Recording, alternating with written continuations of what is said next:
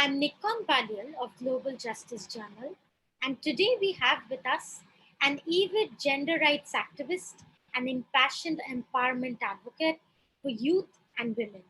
Singeh Helen Jokem founded the Hope Center Cameroon in 2017 and has since served hundreds of survivors of gender based violence. In 2021, Helen launched a vocational training program in small business management in partnership with Global Justice Journal. Helen, thank you so much for joining us today. Thank you very much, Nikon. Thank you. So without further ado, going right into the question, Helen, the first thing that I want to ask you is if you could please introduce yourself to us and tell us about your organization. Okay, thank you very much, Nikon. My name is Singeh Helen Jokem, as you earlier mentioned, and I'm a gender rights activist and a women and youth empowerment advocate. And I am also the founder and the coordinator of the Hope Center Cameroon, like you mentioned.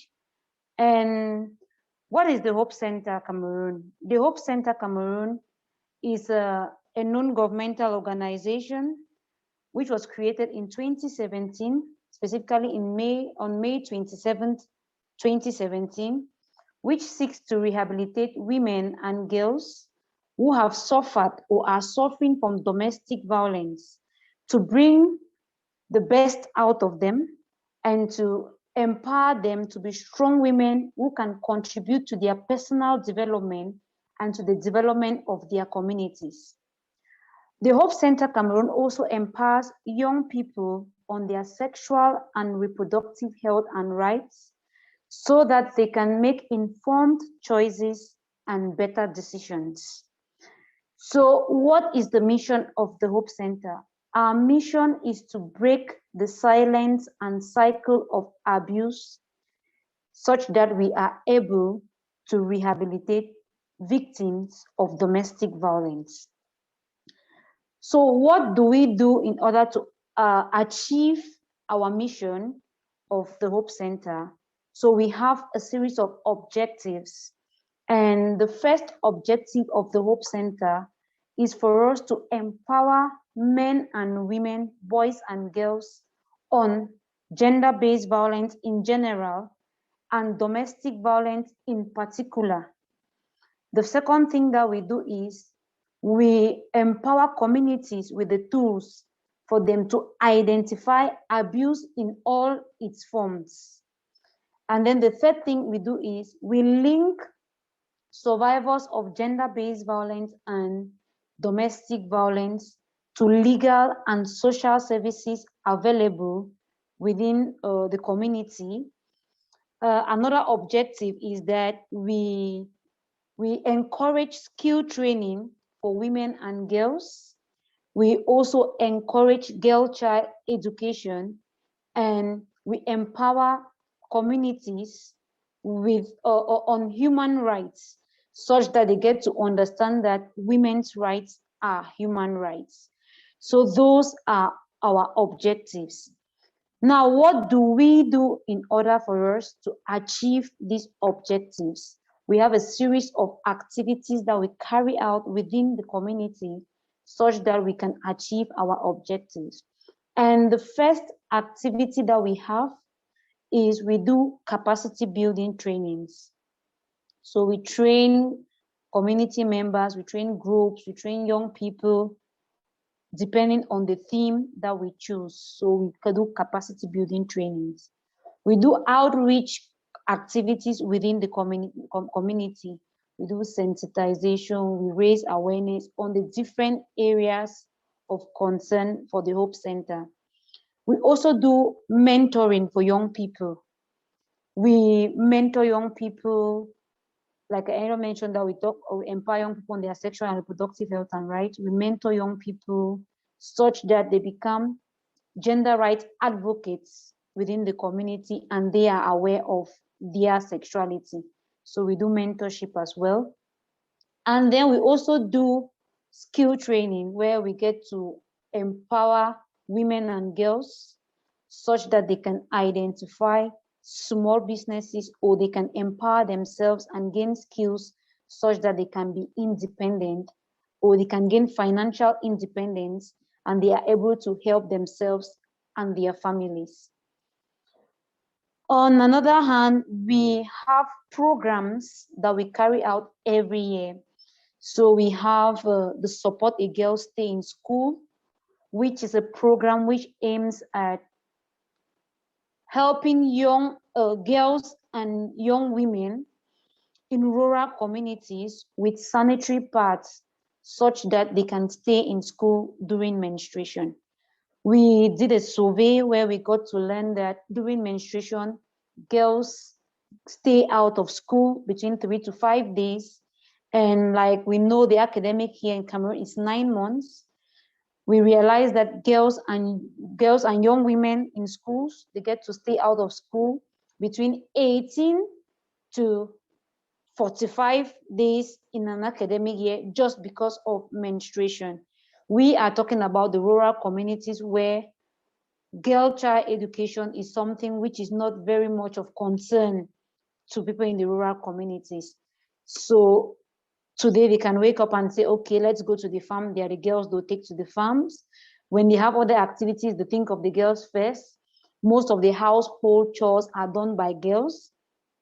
So we thought it wise that we create a program which will keep the girls in school during these periods, which can help them improve on their grades and they can become better persons tomorrow. Another program that we have is domestic violence awareness that we carry out every year. And we focus on the month of October, which is Domestic Violence Awareness Month. During Domestic Violence Awareness Month, what do we do, or what is it all about? Domestic Violence Awareness Month aims at empowering communities with knowledge on domestic violence. So it's like a three-way kind of thing. We honor those who were not able to survive domestic violence. We empower communities, or we work together with others to see how we can put an end to domestic violence. And we also help survivors of domestic violence to regain themselves and reintegrate themselves into the community. So during Domestic Violence Awareness Month, we carry out outreach activities. We do sensitization. Sometimes we carry out online sensitization on Facebook, on LinkedIn, on Instagram, so that we reach a wider audience. We carry out radio programs. We carry out training. We carry out workshops where we get to train persons on identifying domestic violence within the community and also how they can help individuals who are suffering from domestic violence and how we can work together to see that we help each other. One of our other programs is 16 Days Activism Against Gender-Based Violence, where we work together with community members and other non-governmental organizations in the domain of gender-based violence, such that we create awareness on gender-based violence. And we use the themes that are provided every year. So following the themes, we know our target group. Maybe this year is all about gender-based violence in schools, we focus on schools. If it's about gender-based violence at the workplace, we focus on on the different kind of offices or workplaces that we have. So that's exactly what we do during 16 Days Activism, and we carry such activities. Another program that the Hope Center has is gender-based violence in schools. We realize that schools are like a breeding ground for gender-based violence, either within students themselves or teachers and students. And even at the level of pupils, we have pupils in the primary school who suffer from gender-based violence. So we have this activity that we carry out in schools just to sensitize pupils, students, and teachers on gender-based violence, or we teach them on what is gender-based violence, the different forms of gender-based violence, what are the causes of gender-based violence, how can they identify gender-based violence, because gender-based violence can be there, and if they cannot identify it, then it's of no use telling them about gender-based violence. So we train them how to identify gender-based violence and how to report and where to report. Because sometimes we have survivors of gender-based violence, but they do not actually know where to get help. So our focus most often is how and where they can get help and the services that are available within the community for them to get help. One of another programs too is gender-based violence at the workplace, which is focused on offices, and we can have banks, we have different workplaces where we try to see how much we can do to create awareness within the workplace, because that's another breeding ground for gender-based violence. Superiors will always want to use their power to see how much they can use their power to exert gender-based violence on their subordinates. So we identify some workplaces where we create awareness and we try to ensure that the superiors and their collaborators, they can collaborate, they can work in the offices without actually having issues of gender-based violence. So we focus more on sexual harassment, sexual violence, which is most often what happens in the workplace.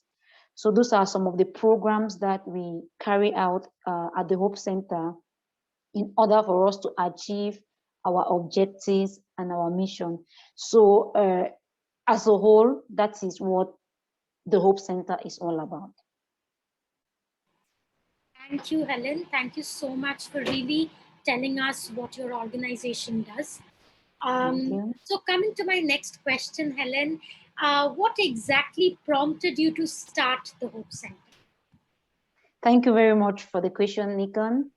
I'll first of all like to say I studied women and gender studies with sociology and anthropology. It's a double major course in the University of Buea, Cameroon, where I spent 4 years learning about women and gender studies and sociology and anthropology and how society treats women and men and how we live in the society. And I also went further to do a master's program in gender and development in the University of Yaoundé 1 in Cameroon. So all through my studies, I learned so much about how women are treated in the society. And I came to realize that we live in a patriarchal society where most often the woman is regarded as a secondary being. The man is somewhere above here and the woman is down here. And I get to realize that because of this, most often women and girls face so much abuse within the community because of our society being a patriarchal society. Secondly, all through my studies, I had two friends where one was a classmate with whom I learned, we did women and gender studies together. Another one was a classmate from whom we had been in secondary school together and we came to the university. And I realized that the way their boyfriends treated them wasn't very okay for me. And at the end, I realized that it was abuse, intimate partner violence between my friends and their boyfriends. On several occasions, I tried to talk them out of the relationships, but they saw me as a bad person because to them that was love. And I have a slogan which I usually use: love does not hurt. And if love does not hurt, then you don't need to beat your partner, you don't need to hit your partner, you don't need to insult your partner. And there were days that one of these my friends, I'll go to visit her and I'll find out that she has been locked in her room by her boyfriend and she can't leave the room. So I'll be like, what kind of life is this? And I recall that there was a day I actually talked to my boyfriend and told him, no, I can't date a guy who treats me, who hits me, who beats me, who locks me up in the house. And you'll be surprised that my boyfriend got angry with me for telling him that I can't date someone who hits me or who beat me or this, and didn't talk to me for 2 weeks. So deep down in my mind, I reflected and said, oh, if this guy can get angry with me because of this, it means deep down in his mind, he's thinking that someday he will raise his hand on me or hit me. And maybe I'm someone who from childhood, I've always been very rebellious. And that's how I ended that relationship with him. And I told him, no, I can't accept this. And also, when I started studying gender and everything, I realized that I grew up in a family where my mother went through domestic violence or intimate partner violence, where she had to go through emotional or psychological violence. So when I reflected about everything from the home to the school with my friends, so I was like, I've learned so much about this. What can I do personally to give back to the community? And that's how I said, okay. And with the help of a mentor, I actually had a mentor who saw me through, who said, okay, this is it, Helen, I'm going to help you through this. So with the help of the mentor, I said, okay, I'll give back to the community by creating an organization with focused on fighting against domestic violence. And that's how I came up with the Hope Center. Another reason why when I started the Hope Center, I had to integrate sexual reproductive health and rights was because I worked in a community called Manfe in the southwest region of Cameroon. And I worked in 5 secondary schools, and the project was focused on sexual reproductive health and rights for young people.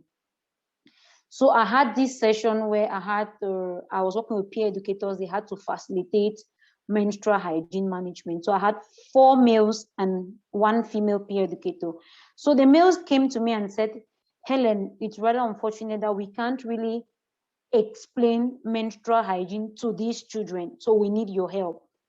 So when I went to the school, we had a manual that we were using to train these children. And in my course of talking about menstrual hygiene, asking them several questions, I realized that most girls in rural communities, sometimes they are pregnant, they don't even know that they are pregnant, because I was in one of the schools in Manfi and we identified that there were 5 girls who were pregnant and they didn't know they were pregnant, which means sexuality education, they had never been taught, or maybe if they had been taught just little of it, they had little or no knowledge about themselves. And then when I was talking about menstrual hygiene, I also realized that during menstruation, these girls do not come to school because they cannot afford sanitary pads. A packet of sanitary pad in Cameroon, the disposable sanitary pad is 500 francs. It can be around $1. But you realize that there are people in rural communities who cannot afford this. First of all, they are trying to survive, and what they all think about is how we can provide food for the family. So during menstruation, they cannot even afford sanitary pads for their girls, and these girls are forced to stay at home during menstruation. So with this experience, I also thought, okay, why don't I also integrate sexual reproductive health and rights and menstrual hygiene into our objectives, and we see how we can reach out to girls in the rural communities and we support them with sanitary pads, we empower young people on their sexual reproductive health and rights. And those are some of the experiences that I had or I faced in the field that gave me that urge to start up the Hope Center. And that is how the Hope Center came about.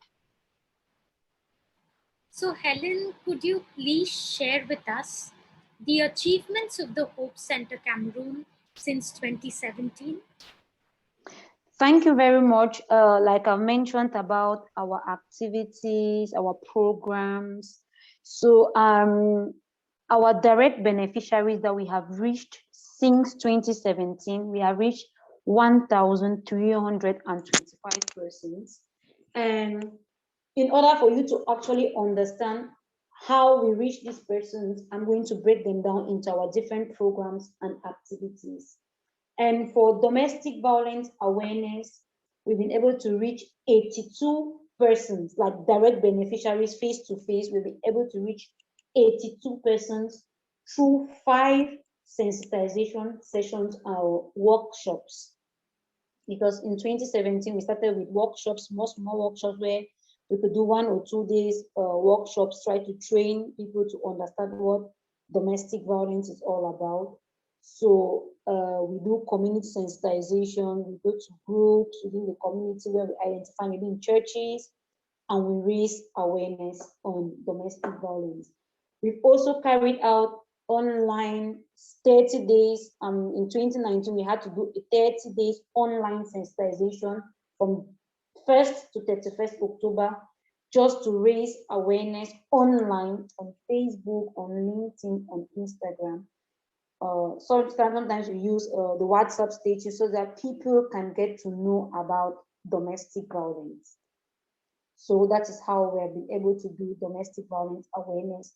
We've had radio programs, and sometimes we do radio quizzes where people get to respond to our questions, and at the end, they get to win prizes. They get T-shirts, they get a magazine, because we created a magazine during our 1-year anniversary to expand so that people can get to read more about domestic violence.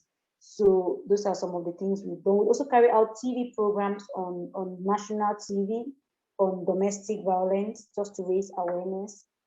So that is how we've been able to reach a wider audience with sensitization on domestic violence. Now, in terms of 16 days activism, since 2017, we've been able to reach 641 beneficiaries through our sensitization and workshop sessions. Like I said earlier, depending on the theme, if it's focusing on gender-based violence in education, we go to schools. If it's focused on gender-based violence at the workplace, we go to the workplaces to raise awareness.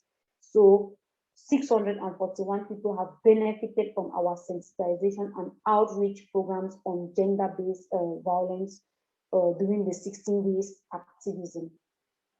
For our gender-based violence activities in schools, we've been able to reach 147 pupils and students in schools, in primary and both primary and secondary school, in and out of Bamenda, because sometimes when people see our activities online, they get to reach out to us and they invite us, so we go there. Remember in 2018, we went to a school. We went to one of the local communities. We were invited by the divisional delegate for youth and civic education, where we celebrated 11th of February.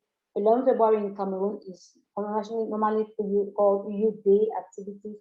So the week towards 11th February, we were invited to come and carry out activities with the pupils and students of that community, which we went there and we carried out sensitization with them. We've also carried out sensitization sessions in Bamenda, in schools, just to empower young people on gender-based violence. We also carry out, like I said, we carry out community outreach activities on gender-based violence with community groups. We identified community groups in the community and we're able to carry out activities. So for this activity, we'll be able to reach 98 community members within the community, and we've been able to visit 6 groups where we've carried out these sensitization activities so that they are empowered and they too can pass on the knowledge to other community members. We have an activity we call Safe Space, and Safe Space is a space for women and girls only, where we get to sit down and talk about issues that concern women and girls. And we'll be able to organize 2 of such sessions, and during 2 of these sessions, we're able to have 10 persons who attended.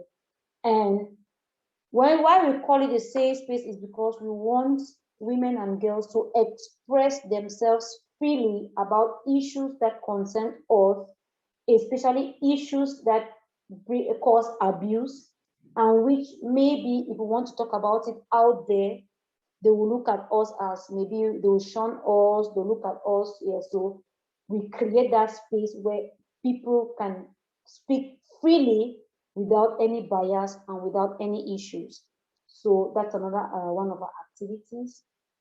And like I earlier mentioned, that we have the Support a Girl Stay in School.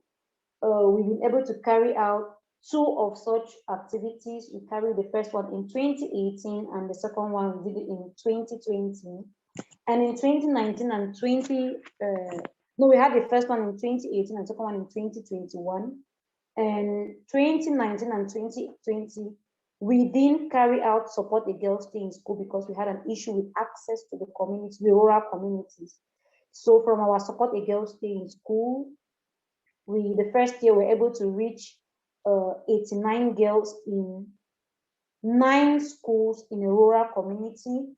And this year we were able to reach 31 girls. And so in all, we have been able to reach 102 girls with the Support a Girl Stay in School. This year, 2021, since we were able to have access to the rural communities, what we did is we decided to focus on internally displaced girls who have left their rural communities and have come to Bamenda, and who are very vulnerable. This means who cannot afford those sanitary pads. So that was how we were able to choose the girls for this year. So that is how we've been able to organize two of our Support a Girl Stay in School activities, and we just organize them during the menstrual hygiene day on 28 May. We bring them together and then we sensitize them on menstrual hygiene management, the use of pads, the different types of pads, and how they can keep themselves clean during menstruation before we actually hand them over the menstrual hygiene kits, which we have made of pads, soap, other things which can help them. With the COVID-19, we had to integrate face masks and hand sanitizers. So that's what we're able to do as far as Support the Girls in School is concerned. Since we also talk about empowering the girl child, we also organized an activity, International Day of the Girl Child. We've been able to organize just one activity, that was in 2019, and we were able to reach 59 pupils. In as much as it's International Day of the Girl Child, we went to a school and we brought together girls and boys because we wanted boys to also see the importance of why we celebrate International Day of the Girl Child. And that year the theme for that year was "With Her, a Skilled Girl Force." And we were trying to empower these girls and the boys to support the girls to know that they can be whatever they want to be. They can be doctors, they can be architects, they can be policewomen, they can be anything they want to be. And that nobody should make them think that they are secondary human beings. So that activity, like I said, we brought together 59 young people, young persons, people in the school. And then we also have another activity we carried out. Is called Sexual Reproductive Health and Rights Ambassadors. This one is focused on young people, and we've been able to carry out just one session of this, which we carried out in 2019, and we're able to reach 124 persons. These 124 persons, we had 14 participants in the activity, and then we also did a free HIV screening where we were able to have 75 persons who came to actually know about their status. And then we also have 35 persons who also took part in the hepatitis B screening. So Sexual Reproductive Health and Rights Ambassadors is a hub which seeks to empower young people on their sexual and reproductive health and rights, and also help them to make informed choices and better decisions. And it's actually a 5 days training for young people, intense training, where they get to learn about sexual reproductive health, they get to learn about gender-based violence, they get to learn about sexually transmitted infection, And they also get to learn about peer counseling. It's not all about them learning, but how can they counsel their peers, maybe in schools, in the community. So that is what sexual reproductive health and rights ambassadors is all about. We're already preparing for the next sexual reproductive health and rights ambassadors, which is going to take place in August 2021.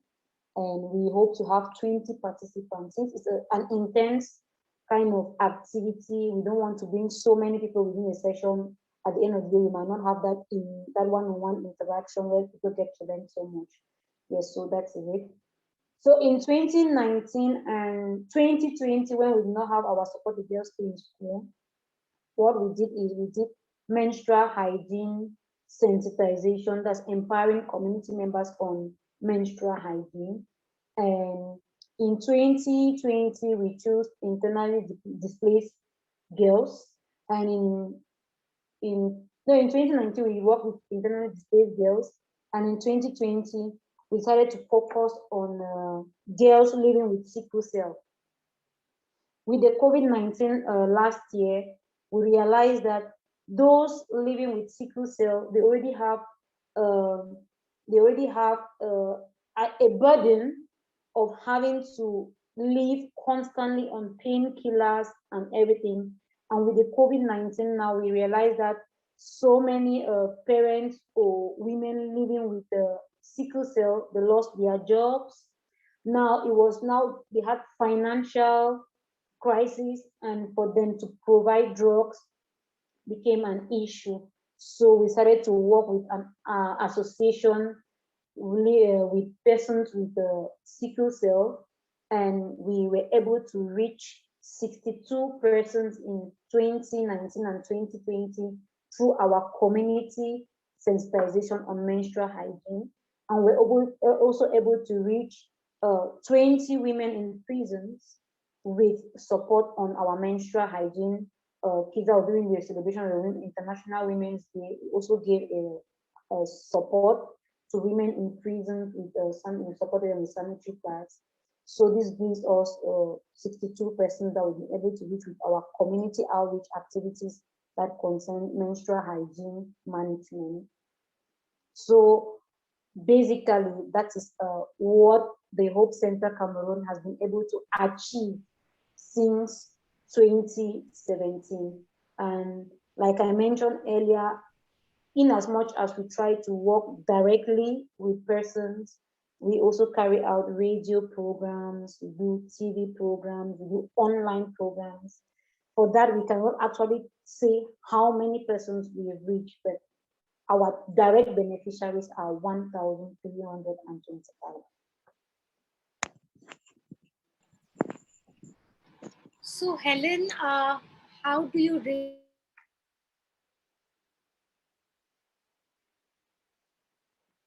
Okay.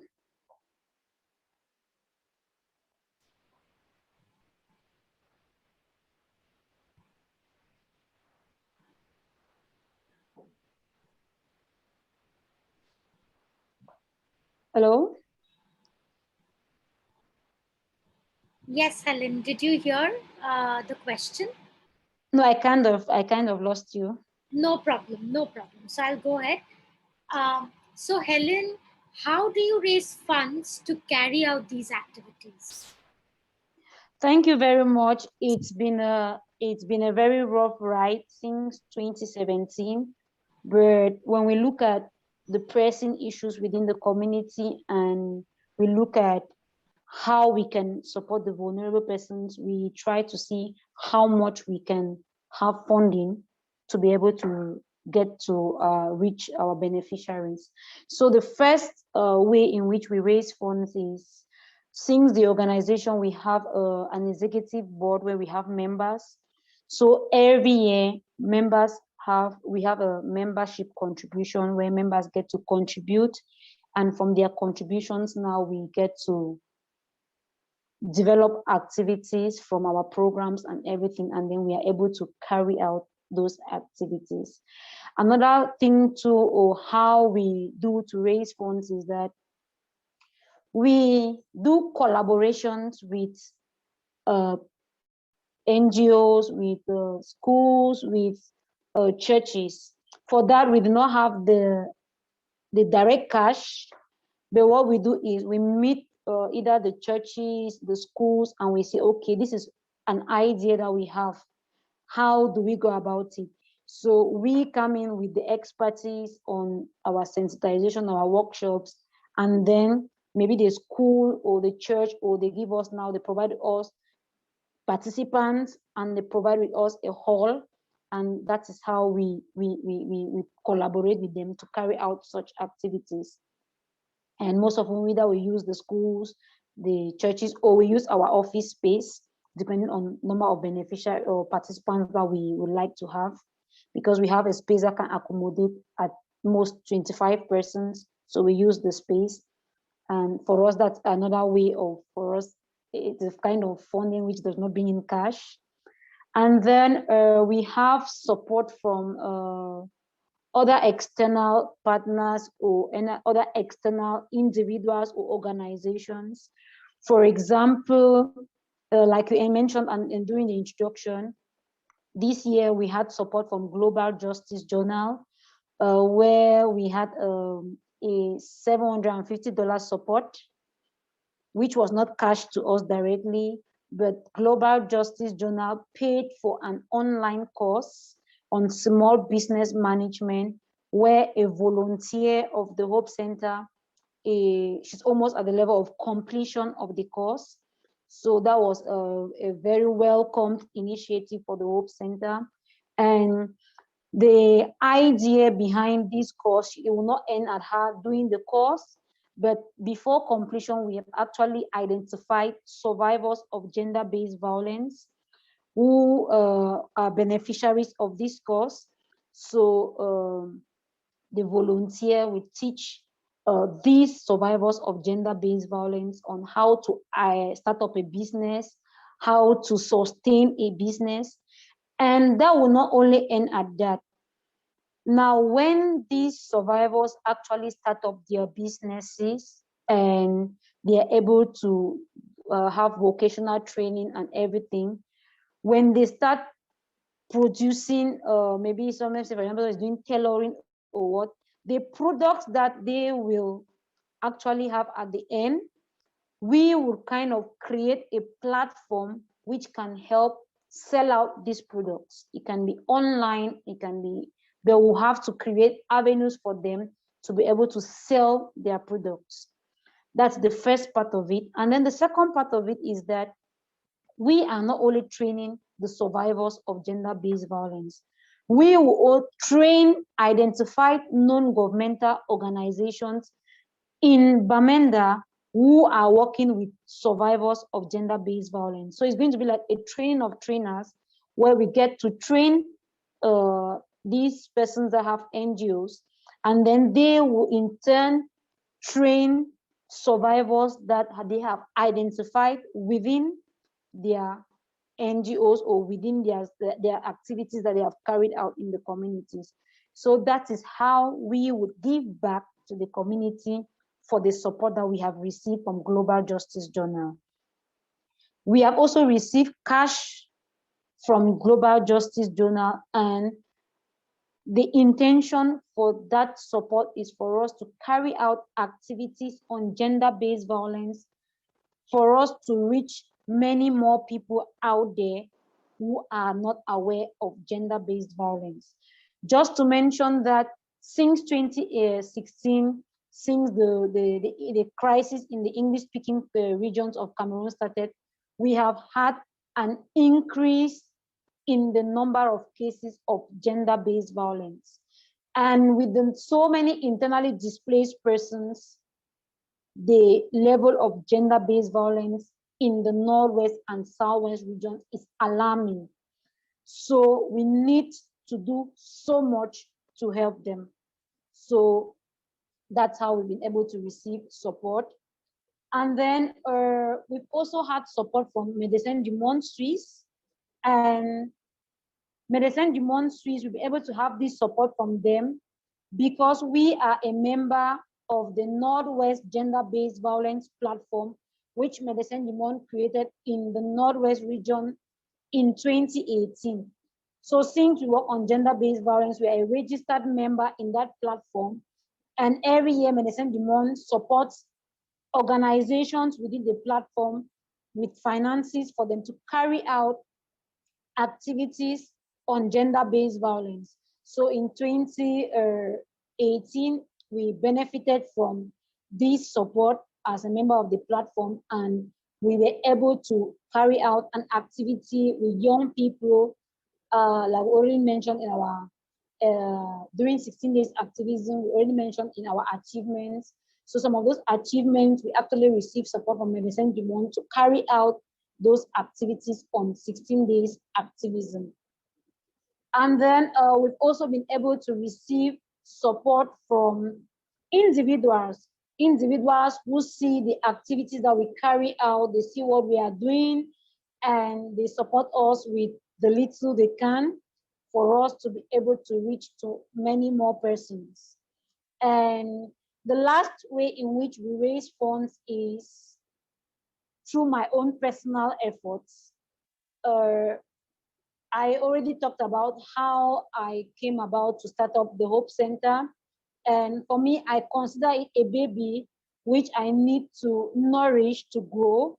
So I have a job, and every month I actually allocate some savings from my salary, which I use it as an investment to ensure that the activities of the Hope Center grow, and that tomorrow we can actually see that many more persons benefit from this little that we are doing to reach out to the community.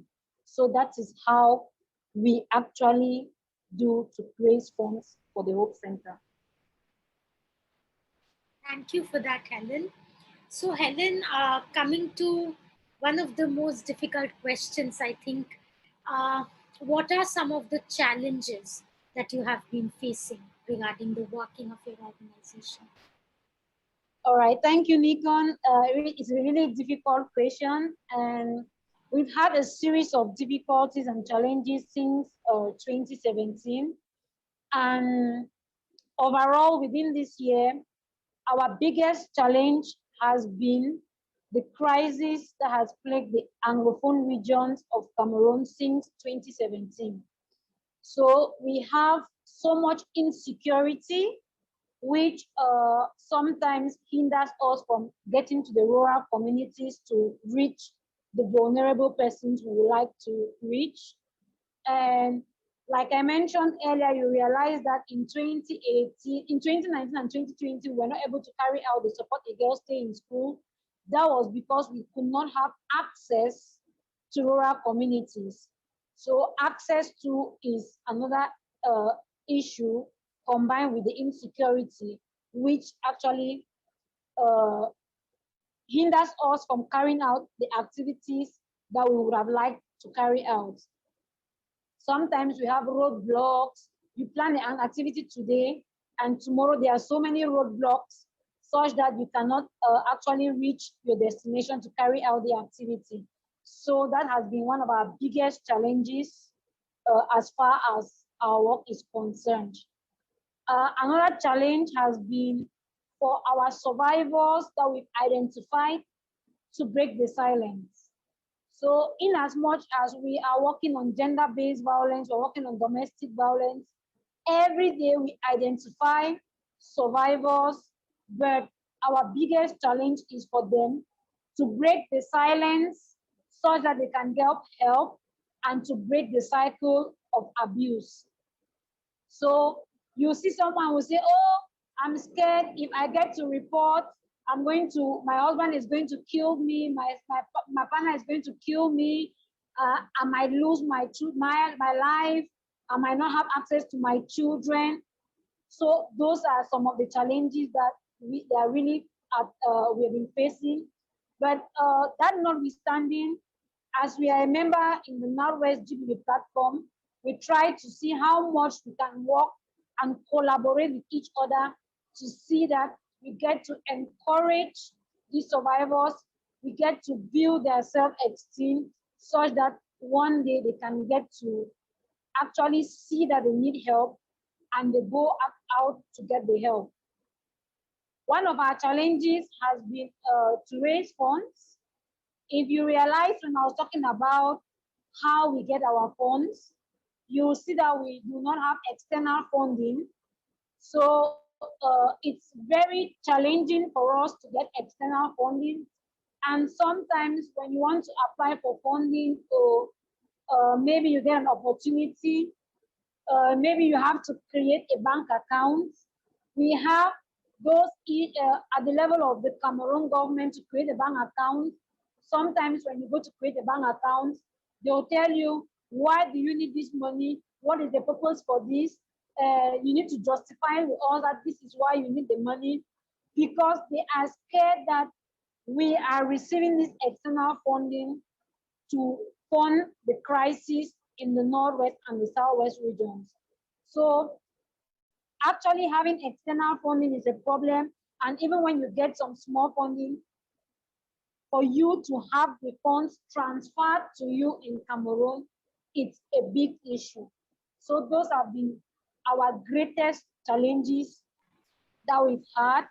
And sometimes another challenge that we've been able to face is that of human resource. The Hope Center mostly deals with volunteers, because since we do not have external funding, it's difficult for us to have paid staff. So we have just volunteers whom we give transport allowance to them, so that it can actually reduce the burden. So most young people do not want to volunteer for free. Most people want just paid jobs. If it's not a paid job, then I'm not available for that. So that has been a huge challenge for us. And every day we have volunteers who have little or no knowledge about uh, domestic violence, gender-based violence. So we are forced to build their capacity before they can render services for the Hope Center. So globally, those are some of our challenges that we face. So, Helen, finally, coming to one last question that I have for you. What is some of the advice that you would like to give to the audience that we have watching us now? Okay, thank you very much for that, Nikon. My advice actually is not only to those watching, but it's advice generally for everyone out there. And I'm going to break down my advice into three segments. The first one is to all women and girls out there. Growing up, I realized that women and girls, uh, like I said earlier, they're always regarded as secondary human beings. So we have actually restricted ourselves from reaching a certain level in society, because we want to live up to the standards of the society, which to me is a form of gender-based violence. So my advice to women and girls out there is, aim high, study hard, get education, get educated, go as far as you can in having any level of education. If you want to do a master's degree, want to do a PhD, go ahead and do it. Let no one talk you out of doing that, because most often we hear, oh, an educated woman will never get married, an educated woman is not a good wife, an educated woman is this and that. We get that every day. But my advice is, women and girls, get the education, have financial stability, have something to do. I remember when I was in the university with one of my course mates, and she was like, oh, when I have my first degree, I'll go and sit at home and wait for a man to come and get married to me. That is the reality on the ground, because we have been groomed to know that we are not supposed to have a certain level of education. Like I earlier said, I have a master's degree. I am, where I currently work, I am a gender-based violence project manager. And if I tell you what I face from men every day, it's challenging, but that notwithstanding, we are growing. They will tell me, oh, these are the ones who are stubborn wives at home. These are the ones who have done this, who have done that. But that notwithstanding, I have a financial stability. I have my financial independence. I always tell my friends, my female friends, most of the reason why we have gender-based violence, we have domestic violence, is because women and girls are so dependent. If they could have financial stability, they would not face the violence they go through, because a man is ready to give you money, and because of that, they can treat you the way they like. Like from the story of my friend, the boyfriend could lock her up because he was the one providing her with all the finances, from her taking care of her dressing, her bedding, her beddings, everything. That is some of the things that actually lead us to violence. So I beg on all women and girls out there to get educated, to get some financial independence, and to be able to take care of themselves and their family members and their parents who even send them to school. Because if I am where I am today, it's because my mother sacrificed her everything for me to go to school. And if I go to school and I'm where I am and I can't help others, or I can't give back to my community, it means I am selfish. So that is my word to women and girls out there. My second group of people is to men and women in general. Maybe it's because from the environment in which I live, men and women work as if they are competitors.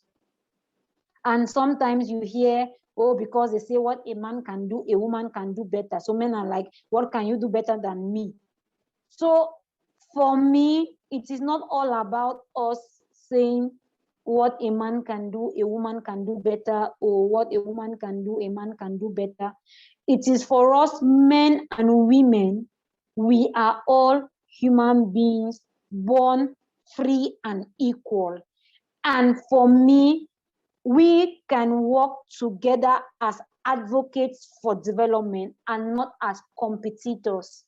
Let's see ourselves as equal human beings who have a goal to achieve, and the goal is development.